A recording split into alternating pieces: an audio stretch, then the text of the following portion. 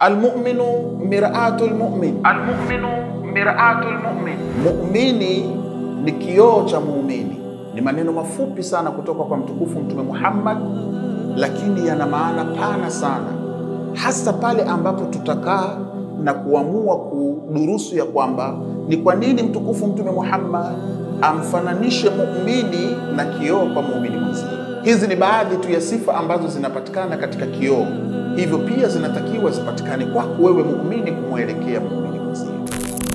Kioo miongoni mwa sifa zake ni kwamba chenyewe huwa hakionyeshi tu yale yaliyokuwa mabaya, bali yale mazuri pia huwa kinaonyesha. Kioo hakitusema tu ya kwamba hapa ni peusi kikaacha kusema ya kwamba hapa ni peupe, bali kama ambavyo kitakwambia hapa ni peusi na hapa pamepinda, basi vile vile kitakwambia hapa mashallah pamenyooka.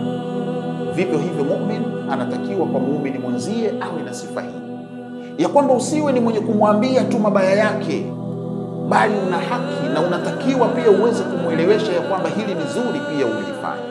Kioo miongoni mwa sifa zake sio kama vile darubini ambayo yenyewe kitu kidogo itakuonyesha kwamba ni kitu kikubwa, bali itakuonyesha uhalisia wa kitu namna kilivyo.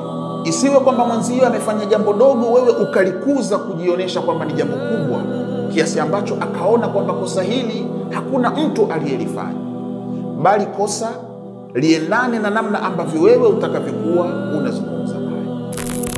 Miongoni mwa sifa za kioo, hakikuonyeshi mambo yako huku kikipiga makelele, wala hakina sauti kama sabufa, bali kioo kinakuonyesha uhalisia wako pasi na kutoa hata sauti. Vivyo hivyo muumini anatakiwa awe mfano wa kioo kwa muumini mwenzie.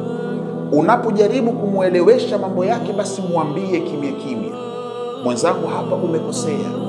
Sio tena ukafunga spika kuweza kumtangaza ya kwamba huyu amekosea hili, huyu amekosea lile. La hasha, muumini hatakiwi kuwa hivyo kwa muumini mwenzie. Miongoni mwa sifa za kioo ni kwamba chenyewe huwa kinakuambia ana kwa ana. Ukikipa mgongo, basi matokeo yake huwa si mazuri na kinaweza kikakudanganya. Vivyo hivyo muumini kumwelekea muumini mwenzie anatakiwa amwambie mambo yake pale wanapokutana na sio nyuma ya kisogo chake, kwa sababu utakuwa umeingia katika masuala ya kuteta, masuala ya kusengenya. Mfuate muumini mwenzio, mwambie ya kwamba umekosea 1, 2, 3, ana kwa ana, pasi na kuzungumza nyuma ya mgongo wake. Kioo chenyewe hakina lengo tofauti na kukuonyesha vile ulivyo. Vile vile muumini hautakiwi katika kumwelewesha muumini mwenzako ukawa una lengo tofauti na kumwelewesha. Usiwe unamsema mwenzako ya kwamba wewe hauswali, wewe haufungi, wewe hautoi zaka, kumbe lengo ni kwamba watu wakuone ya kwamba wewe ni mzungumzaji mzuri, wewe ni mkanyaji mzuri, wewe ni mtu ambaye unaweza kuzungumza mbele ya wengine.